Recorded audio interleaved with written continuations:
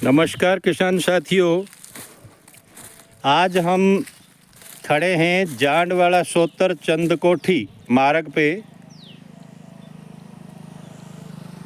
तहसील रतिया, ज़िला फतेहाबाद। किसान साथियों, ये आलू का एक खेत है जो मैं आपको दिखा रहा हूँ। इस खेत में आप देखेंगे कूल हैं आलू के, नीचे आलू दबे पड़े हैं और तकरीबन ये 2 एकड़ ज़मीन होगी। इसमें आलू लगाए गए हैं, ज़मींदार ने आलू लगाए। लेकिन अब जो ख़ास बात सुनने वाली है, ये आलू अब तक इतनी बहुत बढ़िया पोजीशन में चल रहे थे, हरा भरा खेत था, परंतु आज ये बिल्कुल मिट्टी दिखाई दे रही है और ऊपर इसमें जड़े हुए पौधे जो आलू के हैं वो बिल्कुल जड़े हुए हैं एकदम से। ये ऐसे नहीं जड़े, ये जड़ाए गए हैं।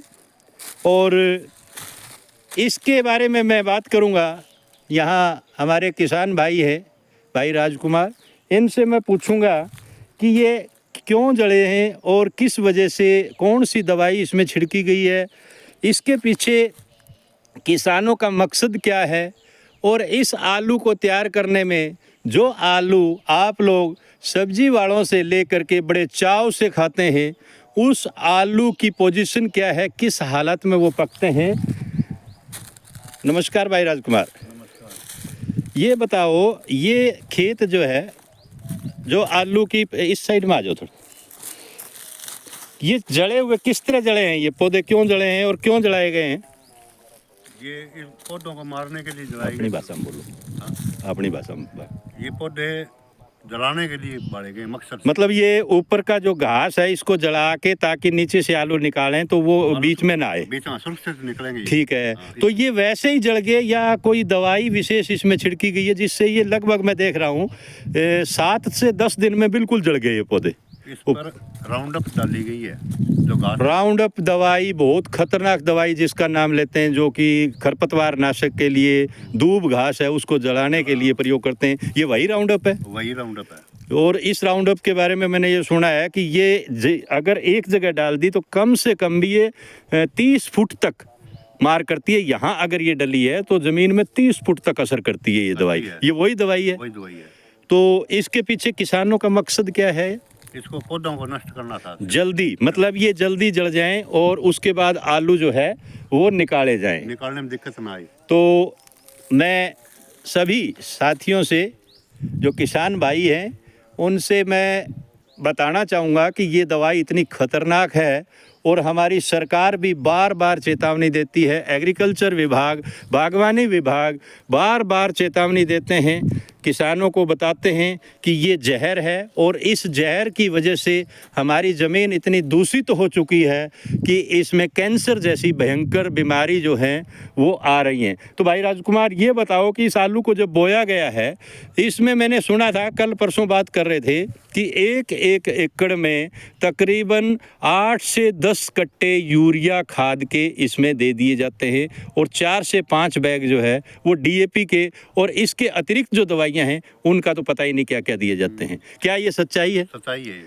मतलब मैं, जो उपभोक्ता हैं, जो घर में और शहर में बैठे हुए आराम से जो आज आलू खा रहे हैं, वो सारी की सारी बीमारियां अपने घर में ले जा रहे हैं।